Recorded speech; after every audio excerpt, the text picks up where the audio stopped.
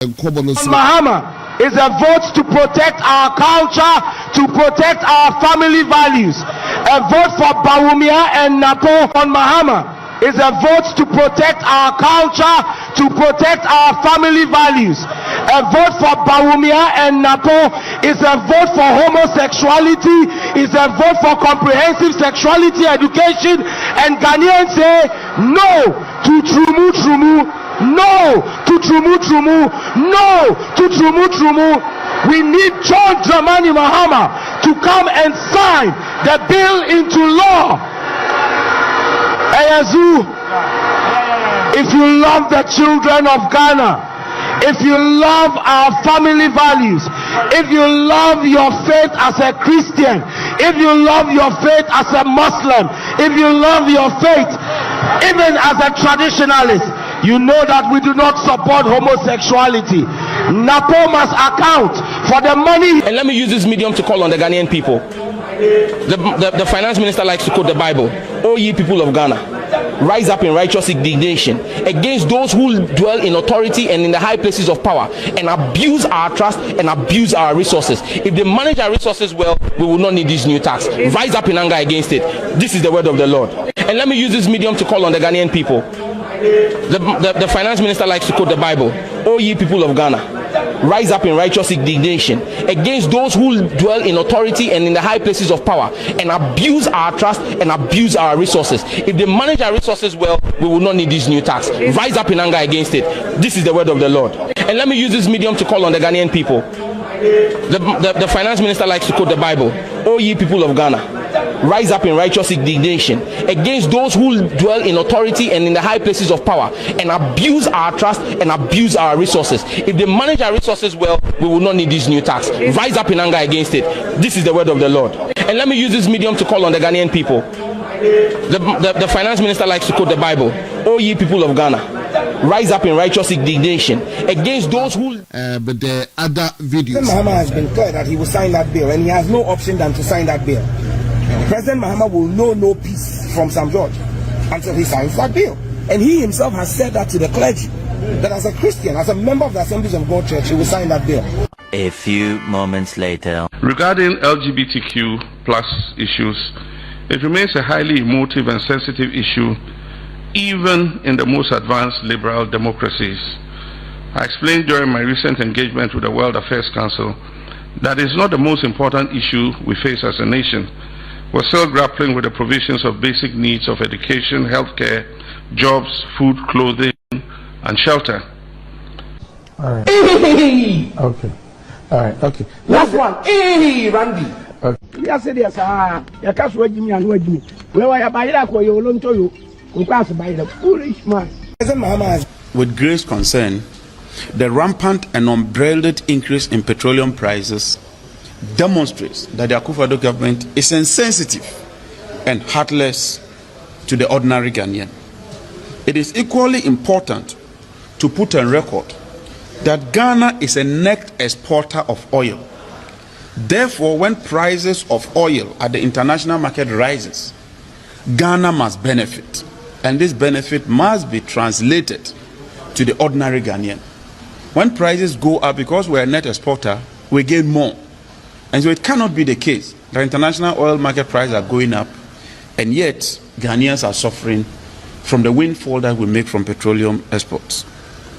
The recent increase have only resulted in worsening of the living conditions of the already impoverished Ghanaian under the Akufo-Addo presidency. One cannot but come to the conclusion that the Akufo-Addo-led government has run out of ideas.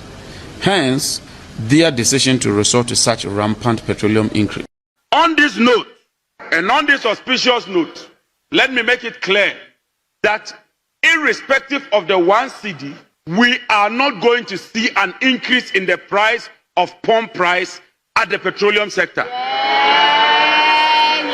It is only an intelligent government that can do this. No, it's only a smart government. It's only a government with acumen.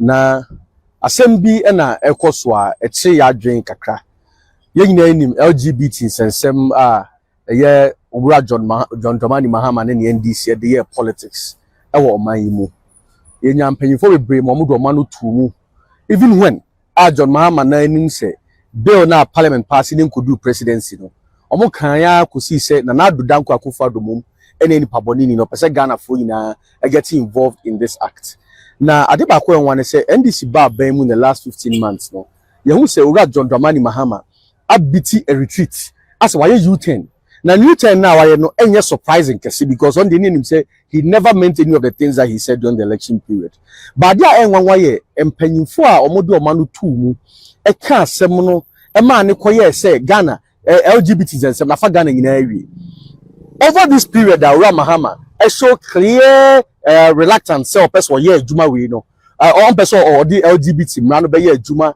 bo show mo share ye abambag me so me pass in 2025 o manye Sam George o mu no bia yedin some panyimfo nso anko na nketu ani aketo manim no dodo na yedin apart from Catholic Bishops Conference o mu de obutu ho na mo ayehu I expect some be mo no asofofo na Dramani Mahama the president eko hia mo e wo dem ono mu di nkomo mo bom nsam ni nyina no what is happening now what Ghanaians say bisa ni nyina say why are they quiet ye papa mum imam for ba ko na otafo a de politics e ura na po ekwasi no for 10 million Ghana cedis why are they quiet Ghana for me e bisa Ghana for maba we bisa nam ye ka say ye proper values say proper values no ye nya na what has changed so much asema ye ka che papa no mina say ye Christopher ye Muslim for Ghana for you believe in consistency you believe in principle we are calling on them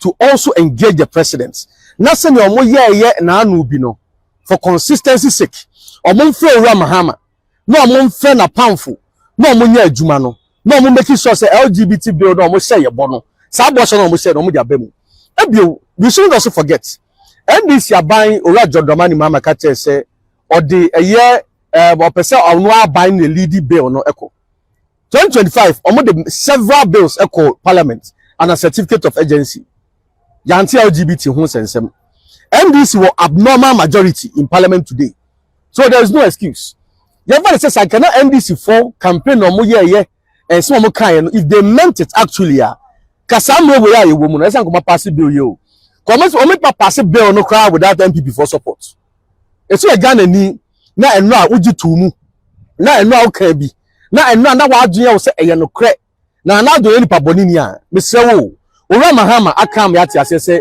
bill no kwa na nkodu Jubilee House eye na do na eye eti ye be sre eye ye papa no asofofo ye papa no clergy for ene say ye de say ekom de esene ane me eti ye be sre ye papa mo for that consistency say nkofo bisa why are you quiet papa yeah try to bet you know so nana kwa bebe da say na doctor no ko wa hene champion atna say na wait a minute nana kwa be first one Sam George ye mu kakra da yentie on Mahama is a vote to protect Mahama is a vote to protect our culture, to protect our family values.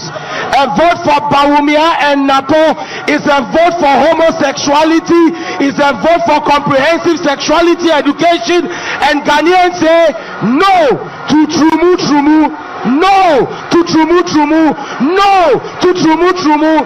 We need John Dramani Mahama to come and sign the bill into law. Ayazu, if you love the children of Ghana, if you love our family values, if you love your faith as a Christian, if you love your faith as a Muslim, if you love your faith even as a traditionalist, you know that we do not support homosexuality. Napo must account for the money he took on Mahama. Is a vote to protect our culture, to protect our family values. A vote for Bawumia and Napo is a vote for homosexuality, is a vote for comprehensive sexuality. Baby, that's it. Hey, Sam George, a vote for Bawumia and Napo is a vote for homosexuality. And President Mahama and yen twaba mano na ombe reverse sadia na ede o president ebe ka kire say enye no ekra de here o tune ho say Dr. Enoch Owahene Champo be ba kwa ba mesre yen MPP communicators ni adene say sankofo we shouldn't call on them to condemn. We can only play back what they said. Let's leave it for the Ghanaian to make the judgment. I am telling you, you will never get them. But doctor, we hold them in high esteem. High esteem. Religious leaders. Well, I mean, so you are trying to be mischievous. But, yes, but the point is that these people are not neutrals. They are NDC. And them hatches agenda no and now they have won assemblies soft penny Mahama 1 no nye board director prison service Mahama 2 migration but no director assemblies when gamos and they are cause when assemblies of God until Monty. Are you saying Saint Wamonti? No, the board so a director. Then in your time I say we are calling on them to come and condemn what? No. We should only play their voices, their videos, and speak to it. But we shouldn't waste our energy and time say you're calling on them what they did during our time. They will not do it. They will not do it.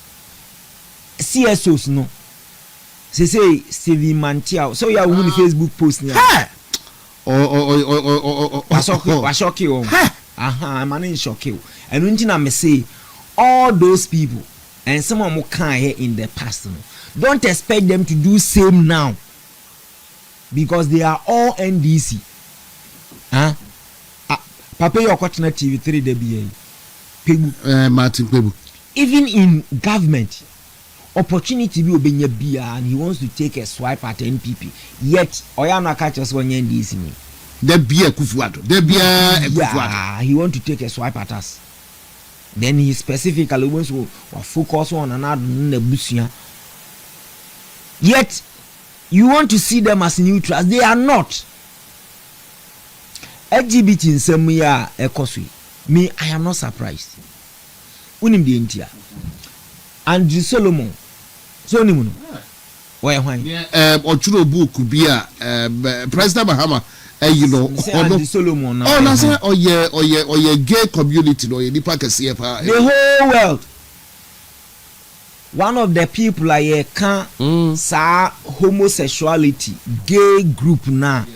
Why you omo leading member or say omo founder omo musikaye aso institutions ni organizations champions ani o man or sponsor wo. The first time oba Ghana the first time oba Ghana was when 2008 yeah if I do when the current president was the running mate to former president Mills and oba habesra no pictures e call round sir on it na empasoni ade ana omutwa pictures ne saa nioma e ba ya bedru ye. Do you expect say wabeye president he will speak against it and obey act against Sadio? Kiki, you see ade ba ko a oman ni nyina na ye ka kire omo say you see the point is maybe in position and it is clear will be any sa LGBTQ no. And this one I said it when we were in government and I want to still maintain the same position. Okofa me video be a me call other stations I still want to maintain that for consistency sake. Me say Kiki, we don't need emra say codified law say I try to her say let's allow our traditions and culture and norms to deal with it. Why not so ye bema ewo Ghana ha obetimi aba mimi kuro madanse abo number 2 emre bia ni ho ye ntwere hwe ye mfa hwe nko parliament president nsan hwe but obetimi abegina mi kuro ma danse aboabo number 2 se obeware na ware na obeware no se ni kunu se ne yire ono e bema ono enipa na obeware no so ye bema na obetimi aye saade nia wo mmara kora na enipa no beye ne wo no room obeye ba yesi memfam pie wo de mumma ye traditions ne ye norms ne ade no endi why ne benya kokuduro kumase ha na asore be na sofu be na methodist ana presby sofu na de be cause okoye wedding no. You don't need the law, but more the politics. That is where the problem is, because you see norms your mienu your folkways and your morals. You see folkways near say inipa bia, for instance example, oh sorry also choosing. If you decide not to brush your teeth, the society will not marshal its effort and come after you. By a norm, a rules of behavior, so sorry I also choosing. Oh sorry I also jari. Keke what they make an your friend of folkways. Norms of everyday life are a boying, a shaping life. But what can you choose here? It will not threaten the very existence of society. So the society will not marshal its effort to come after you. But when you go against morals, morals, the whole society will come after you. Why? Because it threatens the very existence of that society. Example, murder, incest. And you don't need suffer so about the or try na community ni chiwa yebekun. Stealing. Enuntina si eche kronfo a na omutimi stripping naked no more than nam principal streets, because ye jaima krono koso a ebe threaten the very existence of society. Homosexuality one of them, because so just a man na a man na obi nkofa denchem se ne yere. That is the queer for no otimi soriano power say enne menye nipa bi o me ye knaman mon frɛ me knaman mun jama ye loss in the society tradition in dealing with these people. Bra mikro mbe kan kire wo ma me say me koware denchem na ma me no kɔbɔ nana amane na mrantie wo krom honte na sade be kyewa o chase because keke me emran me kan ye ba bibia metiti wo mu say yesese obi yesa na uchi no kra ye say you finding it guilty a o krom say mfie say miense o say keke ubesi prison amano ama omo nko akotena ho ana asese keke o tin komo na say ubesi prison ama ono nko ase won kotena ho ana na enfie miensa pe. It is not punitive enough. Me de menye lawyer, but me common sense kire me say sa enioma na ehihiem say ye no kore dia enye punitive enough. But niaba ama ye can be a politicization of this whole issue. And kasem be any ho. But they set an agenda for the government because now 137 sometimes do 137 138 and almost set the agenda and almost sponsor bill no just to set the government up because oye ho hwea enye and na oka say won pass ya hey when you asem so they set the government up and be politics. So the lives of some George Mubeye in the minds and the eyes of some people, they are the heroes, the people who were righteous. Our money protected the values and the culture of our society. And we pushing it through. And we be the court. At the Nyanko Drew presidency, will be the court. The president being lawyer or being a lawyer, he decided so be change. Na court processes ni nyina dey abawiye nti ye beduru ho no no say if indeed he has to sign, he will sign. On number of occasions president ejina different platforms so aka say enyo no na pay so ena obi kwaji bibia atum and you more carrying in still NDC was a boa. So what I say, President Mahama shares of Wauka, Nanadu Kwako shares of no car as of one as Oboa. Sign Adiano so yambra ya to mu say, as some were caught, ye came a court ye day, ebwe yet omodi ye politics were may musa. Then call for can we, I am to the extent, sir, Minister of Communication. Ayeka say, or my president says 7 days, some days, so moving in he will not have any peace. Yeah. Or he will no peace. Our country, how be man as why she.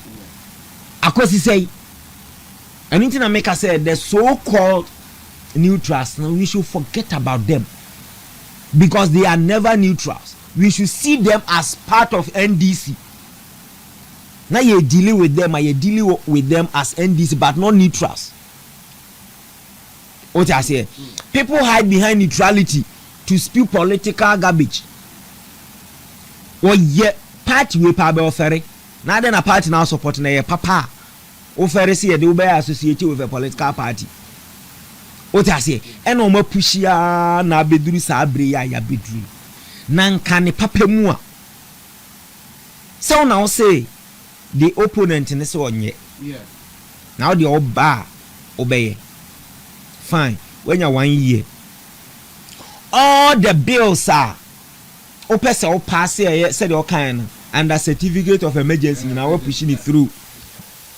Near also will repeal it. Now within the 1 year we'll repeal it. What has come of? Sir, proper human and sexual a lawyer for a war terms. I don't want to worry myself over it. What I say, I'm gonna war term on betting me can sequentially. I'm gonna see so yeah the year to 2 broom, but here chere adwene. Afa die e koba ya Lincoln University so mo be bona abaso amano honorary PhD. And almost say LGBTQ nsense mo koso o man ni mu agitations ni ade na omonti ni position na it appears say he is not in support of LGBTQ ni oman jene sa ade abaso body no omomfa ma no tio that is the crack of the matter. University bia me ma me mo amutie mi asem ni nyina ni university bi wa America memu Lincoln University e wa manone e no mo say omo pese omo bo President Mahama abaso e na o mate say Ghana hayen so LGBTQ nsam so na President Mahama pe position no o she ebo se oba obeshe mra na obesan nanka abane whatever enti they say nanam sa eboshe na o share ye no nti omuhu ni say enya ade a obema kwan ma sa ade na koso enti eni abaso body no award ne doctoral we no omode ma no nyina no omaje omade omomfa ma ni bi onti program no ma dey oma cancel oma suspend it. Senior Beya international community ni be hunu say adwene omo wo efa ne ho say wo support enti saa dinanie e wo say openly oka bibi ne confirm say abo eno de me de politics keke na say mo won nkofo sika bi amode be sponsor nkofo eni emmoa bi amode be boa wo mo a mu betimi de ababua o mu na me de saa de ne kra nya me priority case close e ho na asem ni gina enye yen no odwene ye ho enenye obi right international community because of Lincoln University decision omuteki on say 2 weeks krama and a president abeka sa asem wi until now the international community na hunu say Ghana there space wa ye betimi identify nkofo bi di sika akose wo machi amoma pushi sa agenda no because was here no here and so now you don't be surprised say very soon you hear people in academia with academic achievement and titles our mo best study. But I like that too.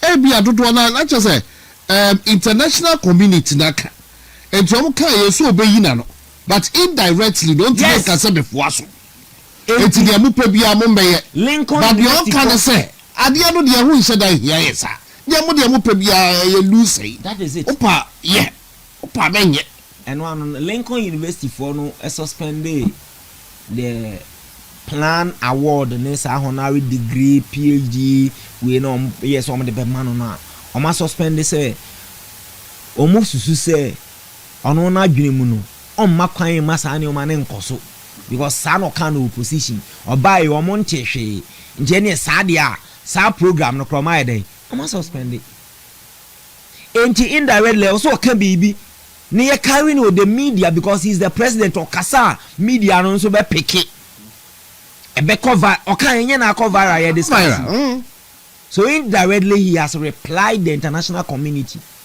say focus for now and don't be surprised ebe ye kakra we say konfuo bi a the so called human rights activists ne be start no benya media houses bi start interview womo invite womo de won akomu studios a start a champion na start ba eba pe don't be surprised if NDC for be start yampene na kwa say ye na ye bo ho ban nkofo bi pese omo ye e na ye se yampene na omo agitate it is all a setup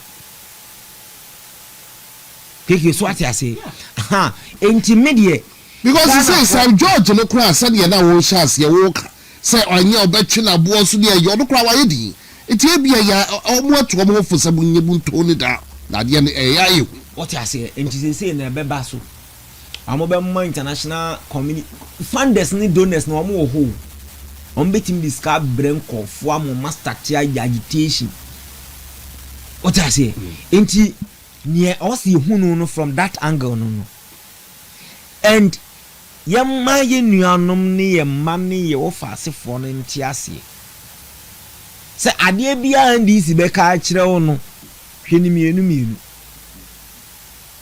kasa se bi omo kan bia omo ni adwene pa o de me say in the coming weeks I am not a prophet neither am I a seer but I can assure you say with this statement it will open the floodgate for people to begin to make these commentaries. Now I think of us starting now. If you started discussion video, started discussion video. Until benya professors near the almost started. Abebe Bastudio, Nkonfo Studios. Abeki can champion some human rights stuff. KK. Nia konko hono de me se me nigidie bia wo obia mu se NDC mu so mbetimi a ba me position ni say and I want to reiterate it. Okay. Mumma kwan na your traditions no you hold on nan yen safeguard some of these things because say be your politics say the NDC for their politics here you lose the fight. But Dr. Enoch Owahede a champion or the ensabdo atujwa ifodina no wetwa e de akire wo because we share the NDC for can opposition then for President Mahama ebe president Catholic bishops he called ho that President Mahama afo bia waye hu de don wa kan bio e che ya be show no so the video no yi akire the Sam George de yi akire that President Mahama ono so de na no tu mu bi no Catholic bishops echo nche ya obi entu the baffle said the Dr. Owahene champion eka no ene award no ya mfa because in opposition ebra no more opposition na ban mu ebi no mo kasa ade international community on betumi amia yo de hu cross ba san komo ni nyina akoso NDC force that St. George edi baby then the award university and from bawa said the doctor can do a big jina simpieso and idea no dear be crowd dianine here bread and butter issues and we here homo sadia mania LGBT no crowd here nyame idea me twene kokra then the Sam George ye dede say a vote for Baobia and Napo is a vote for homosexuality and they could be said say e ho asam no akwa kwesi ya osese oso betumi akani oso wa no kona koka bi lawyer mama wakwaba na hoye ni akeke nyame adom ye da ya mi as kwan mu aye wa hoden die e da se da be ma obo ade ye da ya mi as na amachia mikro mu hene na asenso kofo abebio nsa adwuma kase de e ka ho ne age asante man si ho tumi se yekura ne dine pepa wa asasi so da na machia na akwaboa kontine da bia obi anana ma utiri nkwa na mechia esere nkwa tentene de ma akwaboa kontine na wasa mechia me boss na obiri bo ahe eseja ono na ma ya bia eti na yene ne ye adwuma obiri bo ahe chambers obiri bo ahe na so sweet enso nya me ye chambers ene the secretary for nyina Collins Sanchi mobo adwuma ne slime ane edam so nche o nyina na keke machia Ghana for enso Dr. Forisa Ponso mere mfi no nana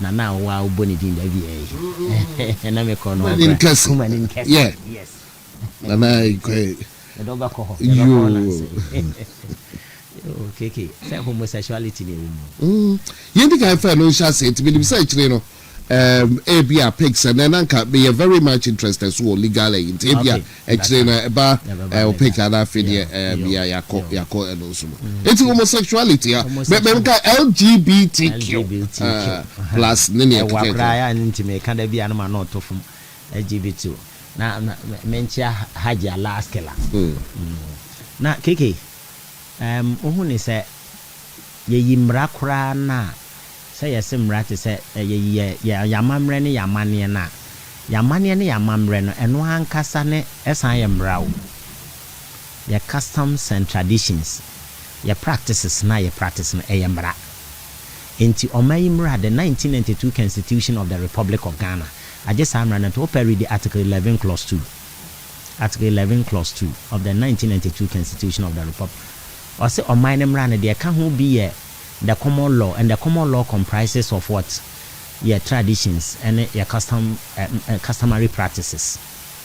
That means that offer Dagomba for offer Mamprusi for offer Asante for offer Bono for offer tribes in Nina Kwa for offer Chese Frafra for your customary practices na a law by virtue of Article 11 clause 2 of the 1992 Constitution of the Republic of Ghana. Inti wasa ya adopted the common law no English speaking countries mbekrem omay ombedi su bia momra omdidi omoman no eno so ya adopt but a common law no o de ya adwuma e wo persuasive effect but enye binding effect ya me pesa me kiremu ne say your customary practices no omumre yamra na yede ebu ye man te say na nanu mamane ne omamamre a ye no eno nye persuasive effect eno it binds us in this all corners asante for amamre no hene e be ye bibi ofra kontom ye fun no ye yi a e binde yen sa asante for amamre no so okona obi di ehu e wosiremu a die ehu no ye na amamre ne na mane enti die ehu no so it binds us but so offer the common law na o fa afira buruchire te say bi South Africa English for no colonize wo mo oko bibi te say bi India English for no colonize wo mo enti omo so mra wo madini ho no eno so ye mra wo ha but eno no e wo persuasive effect it does persuade the court edimi edada court ne kakra na no nkire say court no it binds the court in the absence of say ye ni mra wo ha no then we rely on the common law say mra bi ani ha dia then we will rely on the common law na say common law no ye be rely no ye dia ye adwuma. But in as much as I away mrawaha, now your customary practices no, by virtue of Article 11 Clause 2 of the 1992 Constitution of the Republic of Ghana, that means that customary practices, your traditions, and bibia, your mra de juma. And what you know, so ofa ye mra no ya mane ne ya mamre na enya de afrafrafo omope sa LGBTQ no oba sante form pe LGBTQ no oba dagomba form pe LGBTQ no oko ehene fa tribe baby bono form pe LGBT ana oba yesum religious practices religious system enso yede ya adwuma no eno nso enye LGBTQ no enso ntum etito be hu se na kire se sa ya mamre customary practices ni nyina by virtue of article 11 clause 2 no eno nso enye sa ya de ne ntum because ye de ne nyina ene natural law senya natural law kra natural law no te se de nyankopon ahyehye the natural law theory ye no kra free ho na legal moralism ye won crophobia legal moralism moral wa esupapa ne what theorist bia omo ye esupapa ho adwuma ebi ne dabbling sa legal moralism no omo suggested that the law should uphold a society's what shared morality. The law should what? It suggests that the law should uphold society's what? Shared what? Morality. It is society's what? Shared morality. No, ebini sense we morality and senior. Enye suban papa. Nti we suban papa die no. Eno nkyere se oba ne bema beda. Bema ne bema beda. Ana oba ne oba beda. Eno ne ye customary practices no. It would theorists be like Patrick Davlin. Omu nyina no me ya brofo. Omu ye theorist omu believe in legal moralism. Omu de ne say ade bia nyankopon aye na Yesu bampa eno ne mfanya adwuma. Apart from the natural law. Natural law no na e kira wo say oba ne bema ene hia mu no ma wo for procreation. It natural law theorist e wo ho. Ana legal moralism enforce e wo ho. Omu nyina no empene sa LGBTQ no te say bema ne bema beda anase oba ene ne ba and by virtue of article 11 clause 2 and so I can say your customary practices as a common law comprises of what the customary practices and your laws are yenya free English for no and our common law countries no but those common law countries in the law it does not bind us but it has what a persuasive what effect not just a convincing but enya de bind yen ba ye nananom amramre frafrafo so de omisi hye omatare asantefo so de omisi hye omatare asantefo so de omisi ni oba na obada bema sorry bema ne bema da yi for so de omisi ne bema da eno de it binds us. So the point is ye den nananu ya sa niema we aba what the wise need seek to do ne say wo yes ade ne de a opebosun o opedien yo ye de bema ho na ban bia mpese ne penso obeso fa na kire se wonya ska enti owo position a no start say obesai ni nua aka kire ne se ni nua no ene pese wo ye wotoso sa gay ni lesbianism no so ebi na His Excellency John Dramani Mahama. I mean no disrespect to His Excellency John Dramani Mahama on any team e sha ase so omoye headed by Sam George. You imagine some be criticizing Nana Dodankwa Akufo-Addo and the former Vice President, His Excellency Dr. Mahmoud Bawumia, say omo amemoni again to the extent say I mean no disrespect to Dr. Napu. Omo kra describe say Dr. Napu eka omo yesa ne man ho bi. Eti omo de omo ba ya ombetwam to the extent said Sam George or Sam George ya watu won to me radio without any justifiable reason.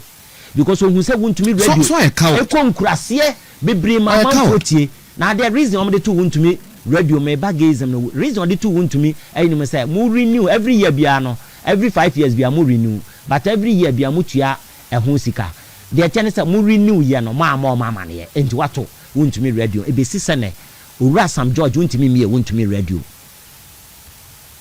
no hwe yen hwe MPP beba power no so ba power ne say NDC radio stations in our yomosa ebeye fe pepepe yebeye adwuma such a person ono ankasa na edi na afi ode bill edi koto parliament ese yen hyemra e wo ho mane me act na law ne hyemra ne wia na beye law a yen fancy na nado e kwan bi ko na nado ne team nyina no omo ye gayism and lesbianism ana omo ye because you need strict law punishes anyone no ho enti yenye bi mfabra afi ya na me fan say parliament ni eguye ko parliament ni hobiem ada na me ntado mo amoka ho asem na mo na monso mabaso enti those who preach what Babylon shouldn't practice what Babylon at their backyard Because if you preach Babylon, you should not what?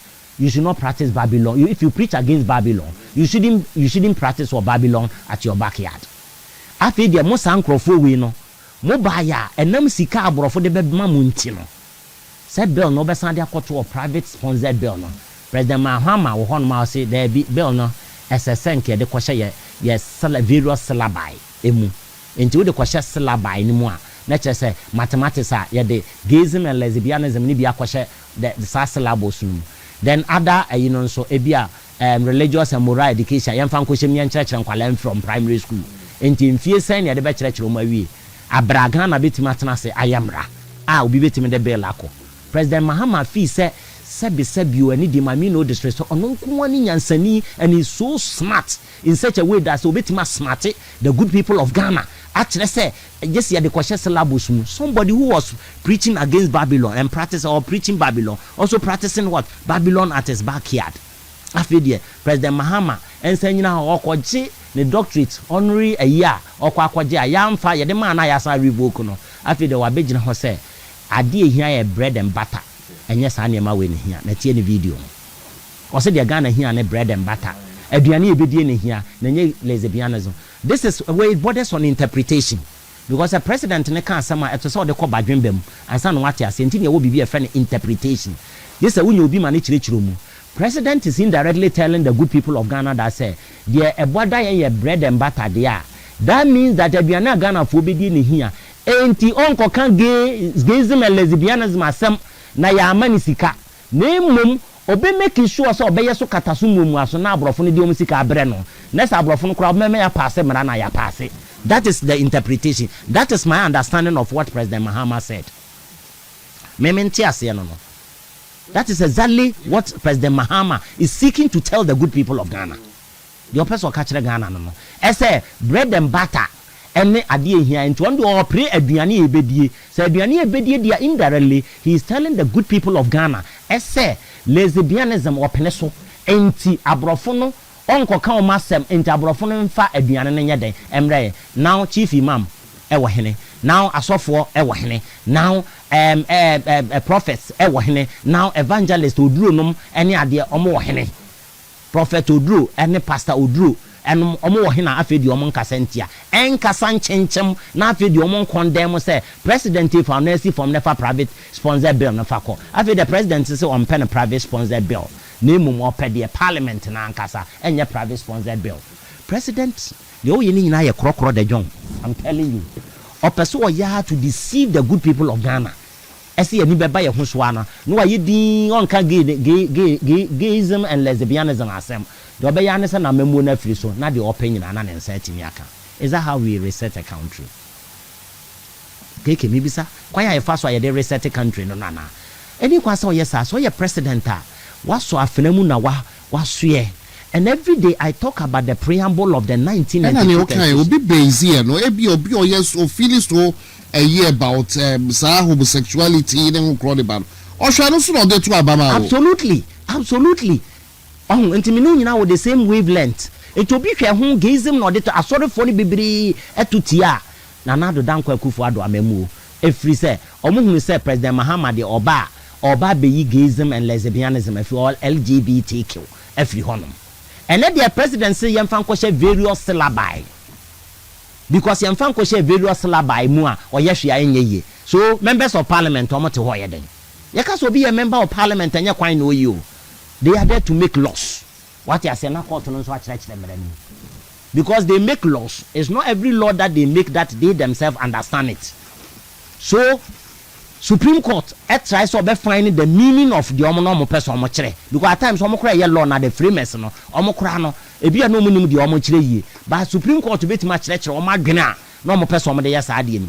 So parliamentarians ni go parliament wo ye den a enti omo ntimi make it laws no because the oye nyina na say sika na ye de beba na wo be American for me mo ska biom country we se me mo ska biom enti no de on ka ho asa eno so na would year campaign at the two obidi free so keke enye izo let me tell you it's just like a Russia-Ukraine war enye no na omudi boy ti say yes Russia-Ukraine war President Mahama jina ha Ghana ha kan say na Russia and Ukraine kwa a quantentine na wodi be free Russia be do ha eye den na be affect Ghana enti be tim affect and fuel esen 1 liter esen 15 adru 15 me boa fuel adru no let me tell you iron ross 17 iron ross and ya o to iron ross next week omo to cement mu obabia ebo am de beto cement but the inflation last year inflation last year 3.2 next week on inflation above yes but on beto inflation was down but cement e cost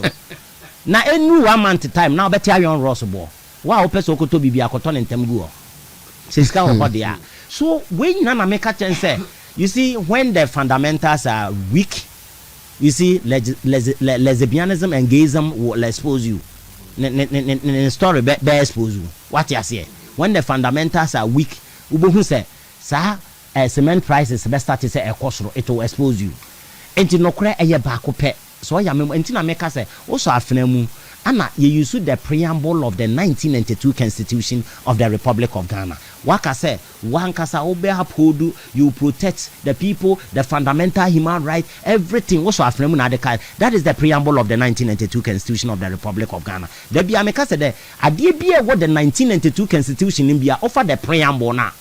Ne fapem na isiswa na. A beginning of a we the good people of Ghana and I say in the name of the Almighty, we the good people of Ghana give to ourselves this particular constitution which has secure our freedom, fundamental human right, prosperity. A beckoning in a gazing in our capture on. Let me but I think Dr. Eboso, and you also made an allusion to same. She said gay community don't want that is so. Now, one name a year or you today. One Love Kubolo Abrantia na onshe mpabua enshe obi besi adross onshe bilo wo so do sa bill yi bai na no nani enje ho. He said you see the President Mahama the stance no na ni age ho pa ono onye for say on so kra but he said One Love Kubolo the musician ono ababechro ewo X say yes he say position of President Mahama we take it on the year LGBTQ or in fact the need papa. But this was one critic of a year bill. It said the need dia and yet said you're not Dr. Can say no we beam and he gave for no we beam at the mom. He said no yeah no hiano yeah boba no na keke dia Johnson say European Union kra mo parliament so mo court e kra the ruling aba ana judgment a kire say oba na be man so mo court so international court no kra no e dia aba so many ayo African charter ne wa UN charter omo ni nyina no see esa ne ma na wo wani wo so say o pesa wo ye no e wo so hwe say e affect o custom and practices are a woman because na Dr. Ayeka no the customs and the practices of the good people of Ghana no e bia abhor sa lesbianism no and as gayism and lesbianism LGBTQ e makwan ya mamre ne ya mane so wontimi mfa cultural borrowing e me undermine your rights and as ya mane ne ya mamra ye practice wo man so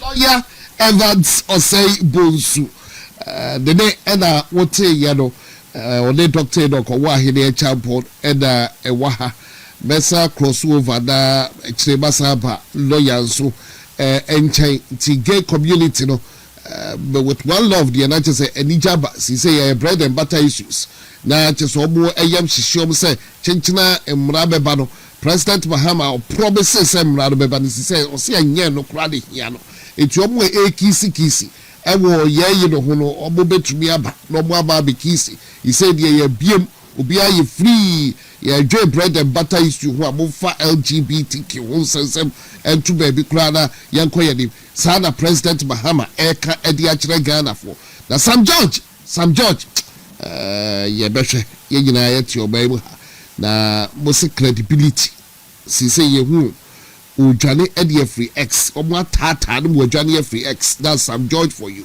But doctor, Yabeko Yadim, Yabe rather matters, right?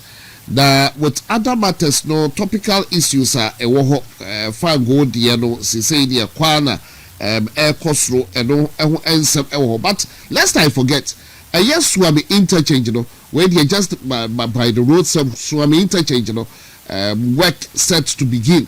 But my question, since say no more Baba Shajubana, I believe say ye 4th year now, no more the air brain, and ye 2th year, 1 juba, and no more Babe, with soul source and several, ye didn't come up, soul source and several my own sika etaho. Eti ye say hopefully next week Swami interchange, omo esa twa adwuma no so, and I do believe so omo twa so aye 4th tier no e dia mai so sin aye sika e komu no kire say sika wo ho omo betumi e wie and so kwa de ho sika no ya ye ho adwuma wie be 2022 enti eno so ho ensem e wo ho do ma ya behwe electricity we say so ya de ba ko duma no omo dum no ye dim de e koso panifo ye dim de e koso ada kanea no duma na eno so we say so there. Just by the way, Pelifo, we just appeal. Find good name behind the what are the challenges? Because it's becoming just too much. But Doc, where be our pick and some be a becker per se Ubeka? Yeah, KK me that say yeah, to us fuel and some. This is how I'm a person starting. But wait there, doctor. Me and I say wait there for Chamikakra. With full the other now, Bema, AB and the meant to be the Akanwame. She say that there are calls. Send Levina a better also. Yen free home, me bo a year John Chinapo video beer in opposition or not. I say, and as a mobile baby or say a year dear be increasing fuel prices. She said, dear no so no corner air cost. There are several calls said there. Someone's the levy no crowd or more a year free so my dog meeting. You give me that. You see, one living per liter normally so, and yet per gallon per liter. Due to 1 gallon of fuel, be NDC 4 cities 50 pesos. And then I'm catch it. Almost say energy sector. ECG, grid coni, net coni, the all the coast. A cow. Inti yemfantu fuel so na ukoto petrol matis kandi akoma wo na keke de are ho no kra na so mo start tisi kana kra na so mo say dum light kra omo de koto so say omo pesika wo petrol so ni ade na yete de koma wo omo promises say light ni begina so no sisi kra de afi kra na omo dum light kra no kra na ebufu no omo pa omo nte so omo po omo nyimfiri so omo po omo manu ho omo na wa bem na niami kani keke ne o se Ghana ni bia ate ase ne se sisi ya ye wo mu idie NDC aban na ato petrol e trotro driver na uko pump ni atuma NDC aban, and my statement is going to be based on omo utterances in the past and when they came to government the first 1 year. NPP timer fuel per barrel ya borrow over $120 per barrel. Na ye buy a local hanmana nebo kosro. NDC for the year campaign magana will be agi to museyen nanado danko kufuado aban ene ye nipa bone awudifo ena to ano moto petrol no munim pote pa se petrol no international market price ene determine yet omo the year campaign kaya mane koye se omo ba petrol beteso coincidentally first quarter of 2025 years an international market started a drop from over 120 a buyer beduru $62 per barrel. Na arehosem e wo mu ni NDC for unu mu hia obaabia ato is forcing aban papa ba enti na petrol yate so almost importe pass international market na petrol bo aba former beduru $62 per barrel. no o kachire omo de omo mpese omo betie omo se ye omo nhyehyeye papa ene modern ma omo ye dey ebo wa aban mu enti na ama petrol so ate wo Ghana.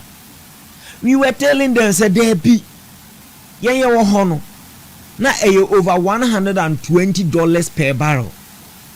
Mo ba ye coincidentally mu be shia dropping we pricing na price na kwa na ekofom e baya beduru $62 per barrel. Enuanom enye nhyehyeye bia because uni say international market am say da aban papa ba ato is forcing omo kan ya ma ne to Ghana fo no bitirimo e ma ne koye se wo mo na ate petrol so ana keke meboa o fa ba bia na na obi ahia o se na se de kofi esi ate petrol so yi se mo 2028 mo be ne dey se de kofi ate wo kan bibia se nya wo mo na ate petrol so na international market almost said the NDC for both keke when shall be or catch us at toy for sender baby that is for almost say aban papa it was the mantra aban papa at toy is forcing fine fast forward a year then I fed your mutum a year then I fed your mutum enti I fed the obetima ko gina baby aka say enye mo na mutum na bibi na ma mutum ebra na so tie no de mo se mo na mo te so but ye tum yi de mo se nyamo na ehwan eba afom de mo se ye mo ato is forcing na se ato is he no forcing again and now after 1 year aban papa na gu keke these are the issues I was ebisa o say ato is no more force na 1 year buy no aban papa ne hyehyɛ na gu ana. The point is that petrol pricing Ghana all dia wo ya taxes out the guso and you na determine prices OMCs na kofa ba wo oil marketing companies no OMCs omo na kofa ba nti depending on the international price obekwa akonya oba enu nti na so ahwa all the companies that don't fuel Ghana hanum no omo prices ne nye pe no as no bia ne de ode ne de age aban ni control yet NDC for pushing it through the throats of people say eye wo mo nhyehyeye me pese meti bibia say enye ne ye tum. This is the angle we should go. Oh yes, forget about the omo kan opposition. Let's focus on 1 year twemu ya and some omo kan say omo na ati petrol so in this what so 1 year na ye draw attention say there be an international market compared with ours yenye de no was double de na wonya ne sesi a omo say da ya aban papa na aba ato forcing is forcing. So now what has changed? Me mpese meti say esi ntokwa bi esi baabi Ghana ha yemeto bombo nto ha keke wosiri na o man ka bi President Mahama na nkasa say on the way sika no o say na Ukraine ni Russia ko ayen efa ye ho ben sana President Mahama NDC o say na President Ukraine and Russia omo ko a yen Ghana de efa ye ho ben no de nsa bo na bo owie no sa be kire mu se wo fu plane na o ka se wo ko Ukraine over 7,000 kilometers na bomb to o baby 7,000 kilometers dey na Ghana nya so asmo kan no you see enu nti na ya ka se unya akonya na wo kasa techirema empro no ahwe na NDC no bo bibia hu yansa no ahwe na wo beto say omunhunu ni omonyi many NDC ni bi ko program last 2 weeks I was Kesvin topic we are na discuss I'm a born ye pon program no you see for us say the man nya ya di yamo and I'm saying the minyamo wow e ye mo amanu asem me kwa na makọ online na download videos omo nsem na ya na omo keka ni bi ndi eduru baabi na wo gi achinyipe na ma forward ama producer me se me de me time nyina ama mo sa video no ni wo kae enti wo kasa no I careful so wo kasa no I careful and I'm saying we want to hold them to what they said in government, yes. Not even in opposition. What they said when they came to power. Within the last 1 year, Big Beer was about NDC for Shisha and Mama Petrus Watie. Now, I feel quiet day. And they say, Monshisha and a goo. Now, Jumboni Abamutrim. Now, Mosi Yen and Nayenye. And Anna Petru at the time I hear free nursing. Per letter, kick it 14 cities. 14, so 14.75. As of 6 January. I hand you over midnight. There are 14 cities, 75 pesos per liter. Yeah. And they say 15 for a year liter. Yeah, be depending on baby Alberton. And diesel, I think mostly 17. In what it means is that I am telling you, se petrol born sa cost international market it could do NPP time. $120, $130, $150 per barrel. I am telling you, we may buy it around 20, 22 cedis. I feel no be able to say petrol sem nye MPP for na ye 3 more than na ya bon. Yeah. And na price na air cost so. Name a purely demand and supply at the international market. Obi any ho so odi dwa opeso oboka. And the business person called international market near say $150 per barrel or better now. This is what is a Martin Mehuno news portal nibi, though I have not verified. Say no credit, say MPA boss say your war raise there for 7 days. Yeah, for 7 weeks. 7 weeks. Yeah, also for 7 weeks. He says I want to come on enough price and there we have supply that less than 2 months. Yeah. Enti sesian Ghana for NTS say Ghana ye petra wo ha ya kraba OMCs die ni nyina ro ye reserve ni nyina se ye international market ni anya bia npa after 7 weeks ye petro ni diesel ye bibia be short wo mining we nya me na maker tina maker say me verified for 7 weeks tobacco mehuno news portals ni be report say MPA boss say your 7 weeks buffer. Yeah. I bet me lasting. Nanya rehosem. And the cake is see your international market na ye bi anto. Maybe 7 weeks we have a packing a car. A little of a man too. 7 weeks less than 2 months. And the April May beson na se nya bi nto ya. Wo bo suita na ne wo kwa adwuma no wo do suita hye o bag mu. No she we won't even find 19 free we be pay tashe because na be easy way obi abenante ota say enti these are the issues I was say keke nyina ye hwe na ye kan ho asem say the rate at which enioma air say no areho couple with all these no matter how to electricity adena mutum no kra na ka light ni gina so akeke nkenya me ya. So oma tumuno over 28% no. Ena nka keke ka light ni enya bia enka ha adwene o. He utimi krafi o kona light o. Ubeduru adwuma mi adum light. O se ene ma memre fie me ye adwuma. Ubetu ka ubeduru fie na ho so ye adum light. Unti ubo say afi ye adum light wo adwuma ma na wote ho because ubekọ fie na light ni ho. Ebi ho so a omudum na enche na aba. Eno kwa na e mabufu no. Within 5 to 8 minutes, ombetime doom light na son be 6-7 times. Adey, utanyi ya ofrage unioma nyina o gadget nyina be sese. Adey, medisi na menu abemu no keke. Ade bia e koso e wo se nyina ye hwe na ye ka. Keke okomo ya o. Ekom ya. Eno nem ekom ne ma ni bi sebe. Omutimi ekom den no de ho ko ma obi se ne be obedidi a teacher for a year juma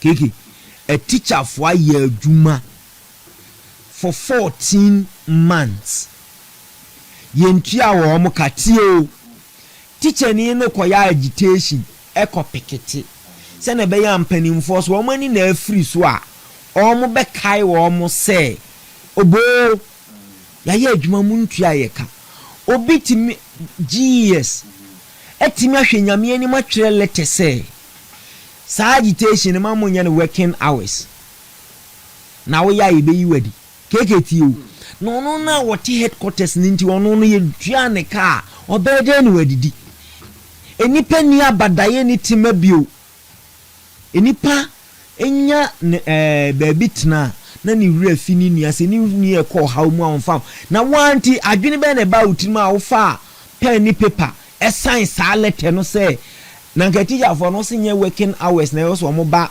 ministry ho be picket omo mra najo Ghana higher 24-hour economy. Oh, you see, I am making one any adenya me beba no hu keke. Adenya me beba no hu. Say do be sia boy man because untua ka o sa gagen. Untua ne ka wa ye adwuma 14 months. Untua ne ka out of frustration. Enipa ne pour ne heart out. What's the letter abebe threatening ne say so ye no working hours time ube yinadi. Hey, baby, I drew no keke. Nyami be kame ya kase. But that's the way it goes. Yami amawa botra dia obe kano is say who kwa. Obi a yentua ne ka for 14 months e kom de no wo woka ni bre. Wo kwa ko sunse ne be ye mpanimfo betimi sun aboa no. Na say bi anya full payment kra no mbe man half kra obi bu ha wo bobo bosia ne ade no na wo tenkran asa issue letter ka kire mo say wo be ye bi wa ye be yi wadi bone be adwon bone wanya ba bi atena wo ho atɔ na fa wo hye wo mu hyiw mu na bisa wo ho say anso wo ene wo yire ene wo mma say ye ntua wo ka 14 months a so wa re kra hwe bebu Show with a kiki, my face. I hear man. Doctor, ebu here. Yes, I can feel the doctor passionate or the air casano, but 14 months and ye easy. Why ye juma? Yes, oh, the whole why ye juma. But I call lawyer in China and some abo bado actually a better brains to the rib. She say ye who say and in the news portal no sooner ye babe fast 7,000 teachers. Sure.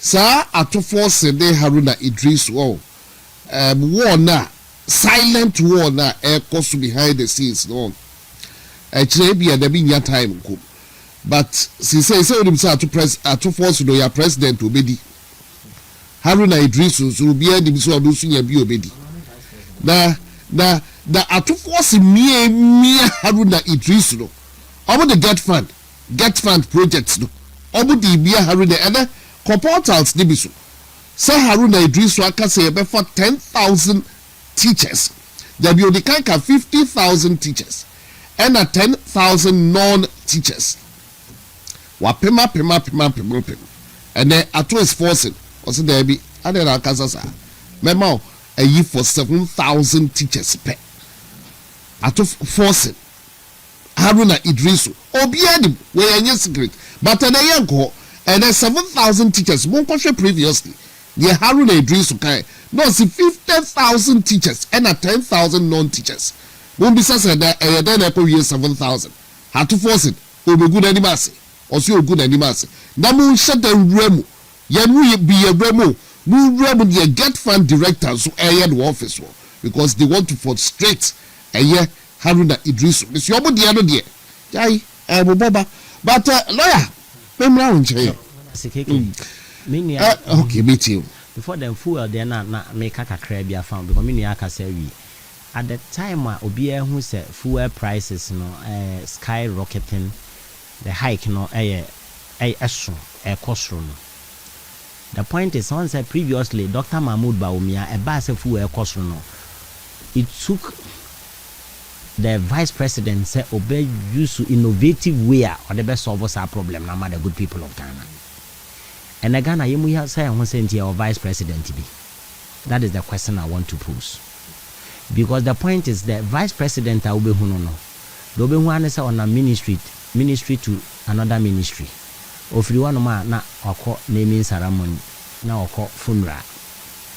When you say because you fuel no increase no say budget na omo ye no omo di kan de 95 pesos etu mu o budget ni mu dia na man focus 1 cedi amenti ase odi kan de budget no 95 pesos e di kan to fuel mu wo budget ni owie na obesa besre Ghana for se mu hu me mobo na afi ne maba ma memu ni nti fuel no me de 1 cedi to so se de be ma power ni nyina begina electricity ne bibia begina ntimi moma me 1 cedi wo fuel so.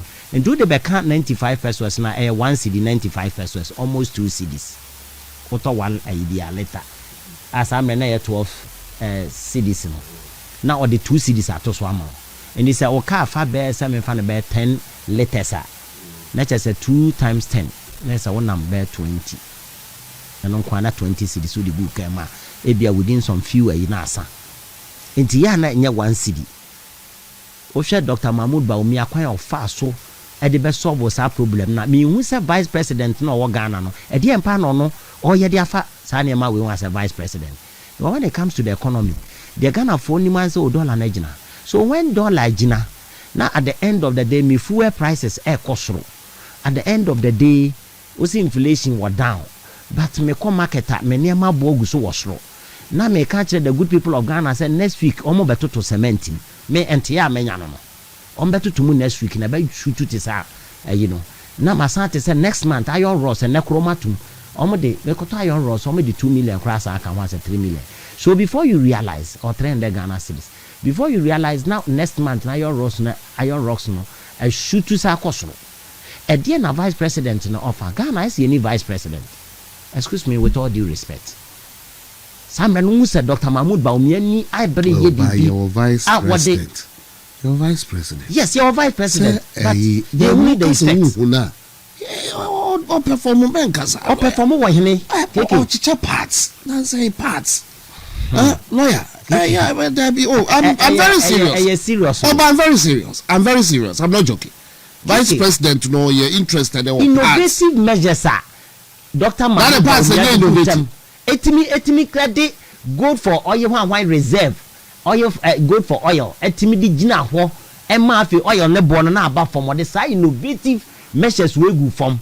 E dey na vice president no ye. This your Ghana fofi so mato ababa Abama His Excellency John Dramani Mahama on the vice president of the Republic of Ghana. But we are not seeing any positive effect of the vice president when he's in charge of the economy. On the in charge of the economy of the good people of Ghana. Utano. Vice President de mihuna na say ofri ministry where no co ministry, no co naming ceremony, no co funeral. Na vice president we even nsa. Asa. That is what the vice president is doing. Some boy they should come out boldly and tell me what the vice president is doing for the good people of Ghana. So very fair the constitution they be on the obebuakeke or text me. Obebuakeke na nka mu blame Dr. Mahmoud Baumi afele. Ofosu kwa. And then they say okay no more refer to constitution, they say constitution. Vice president no should na here be. Yes serious o to fuela. Anasa o to ayi o credit ma umita do be wan say hwem na asa. O to wana fine as dum light. And Ghana is full of mosquitoes. I'm telling you keke die hu kra no. Light ni dum na nya me ye. But mosquito now be person be we no. Because hamre na wo da ho no. Entontom hu ba bi ofiri no abewura wo dem. Osa be we because the light no okra na e mitigate kakra. Na sentonto no pesum, ne sumu no so no otimi locate wo. So ho. But until o da sumu no ma o locate you direct no about we dey. Ba wo dey ade ba ko ya bi yan sa say Ghana fo aye dey to say dey do so the NDC ba e do so the Ethiopia afa the say ma mencho dey ntia Ghana fo aye dey no ana make sure say President Mahama o ye smart ne smartness ne make clever sa clever na o ye no en say odi kan de national security ni aso ayi no institutions ni hunu na Ghana fo o ye osmacho o ye osmacho o ye osi kofa Jesus Christ bra before ansani ama obey o ye se kofa we bra be no ne de watuma anti ebo Ghana fo hu into obi asim ntimi nkasa yahunu bi pen because time na Rollins pato it took Professor Dubois and breaky silence no e wo Ghana Professor Dubois may he so rest in perfect peace na Ghana ni bi ntimi nkasa during Rollins' time Professor Dubois ntimi gina platform so on our stage also I want to tell the Akatabonisu people no catch them Akatabonisu but when the people are angry as I mean na enye make catch them the nti o mayedi no ene ba enye me wanwa because ya wo country ha mane ya toto Land Cruiser the man so for bi e mo mo kan o ma no tum titi nya me wanwa e bia na bi because underground oh that's why Dr. Lawrence stated ba no mo kan LGBT ya na obi gina yedi ya bom na His Excellency John Dan and one see e bona baso sa Mahama ya de e die bempa na His Excellency John Dramani Mahama oba ya waye 24-hour economy atonsuom bibia ni wa kokofo so betunsuo e wo kokofo afoma ma omo atonsuom president na enkokon ketenkete kra tonsuom edide bempa na president se wo gina opa na ayi do ye ayi sa is legon ayi sa ayi wo ajenga no ehonom MP no Francis Xavier Soso no nya Xavier Soso the other one Domelo wo ko fa ko miensa no de buo kitua bi no de ama obi we hu yetimi atwe ato aba e de ama His Excellency John Dramani Mahama enkokon ketenkete now you don't need to even renew the mandate of, or you shouldn't have renewed the mandate of what His Excellency John Dramani Mahama to take the affairs of this nation. Any kwasa omana kwa maneba. Yakofa akoko nsia miensane de amount. Ghana are we serious at all as a country? Why na broni why na nti betima akoka we enkokon ketenkete no aka 24-hour economy. Amano na wakoto abade amawo. Hi. Keke by a renewal momo ana omo efi say omanyo man no so flamboyant enti whatever they like ana omo ye ono some joy timi ba no akasa Russia die obedwa nanu ma mechi Russia ni no me yesi o kan ye pram wafa ne sa no wafa ne ho adi ene ka akase na wotwie ade na ade o ma yi ko enti adwene nchiri ma ho waka abusua wo se abusua na na ado amamwo ye abusua ene wudua wan red voter ye de ama no da man ye pese ye san de ma no o man na japade na mo chema mo ho Joyce Bawa o she ministry honom ana niema o munya o honom nya niema ketwa edi enti ana o mu de family and friends o pa kwa Joyce Bawa ko hwe na asini contact na hwan na asini wei ni nua o mu nyina wa appointment enti ade a wo criticize obi ese enye na wo de wo ye the same thing you preach what virtue and practice what vice. Is it nice? Oh, but that's lawyer. You be a lawyer and say, but for your information, with him say by now, with him say Dr. Matthew Poku Prempe, SUA Sheikh Camille over defamatory remarks beer or prior to 2024 elections. Now, some previous I say Huna Sheikh Yibeki Kanye. Said Dr. Matthew Poku Prempo no akra no ye gay na fine na just what jitina no say odim for a fact so worry at age 57 was you no say omra no beyi na no and ensema okaye no enti ede sansam no so trend was you no pa na abraham and the galamsey tax ne hu kro de benyina no but was President Mahama he said the strategy no o can say dey bia o border cheaper enti dey bia you are right say was 6 years was anyhow o border chi say ya no aba medim galamsey no dey medim 7 call 4 year galamsey pa no admit that's yes so see Bob with some we didn't have this now we have a president now Usha Fourth Estate sole source in here you are doing a good job bring me the documents. That's yes, I'm telling you, you're very smart. Yes, sorry. Smartness is different from being a con man. A con man? No, you see, I was a man here polite. I'm used to the word smartness and I said smart. Ubet me nyano, ubet me nyane clever, and I bet me nyane negative one. I wanted them in Pesamako. But that's yes, so see, and now we have a president. Previously, we didn't have a president who admits to sign Yamawi. Hey, where's your solution? I'm famous with Solomon Council. What is our council? Labor organization unions should not expect new renegotiation of conditions of service. The issue is that and yes salary once seven or come. Say you to salary man you non negotiate for if you are base pay. Ejumekubia GME you tag me your conditions of service are sometimes you negotiate after 3 years.